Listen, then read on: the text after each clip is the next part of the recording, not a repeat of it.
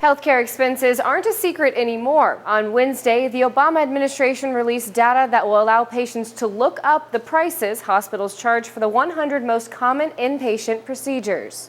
News Observer reports the Senate Finance Committee signed a bill Wednesday forbidding the most extreme forms of bill collecting and requiring U.S. hospitals to post payments and prices for the most common procedures, list the prices they charge, list what uninsured patients pay, list what Medicare and Medicaid pay, and list what larger insurers pay. Politico reports this transparency of data shows the urgency of updating the healthcare system in the U.S. and the need to focus on better quality care rather than high-volume care.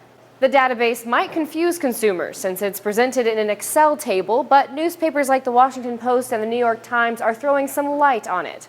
The New York Times, for example, remarks you should pay attention if you need a pacemaker implant and you live in New Jersey, or if you need your gallbladder to be removed in Florida. You could save more than $30,000 and $50,000 respectively, depending on where you are treated. The lack of transparency on the hospital bill collection system has led several journalists to investigate the problem before. Actually, less than 2 months before the data was published, a writer for Time magazine investigated how much the same procedures cost in different hospitals and suggested healthcare could be the reason the U.S. is headed downhill. Although he anticipated the government's moves and aimed to reveal the secrets of healthcare, the writer's investigation wasn't entirely accurate. Forbes reports the evidence he cited wasn't system-wide because he analyzed a small percentage of registered U.S. hospitals, only about 50 out of more than 5,000. And the Huffington Post reports 49 million Americans don't have health insurance. So Americans might already be used to anxiety when facing their health care bills, but the data from the Centers for Medicare and Medicaid Services could help ordinary people seeking a better deal.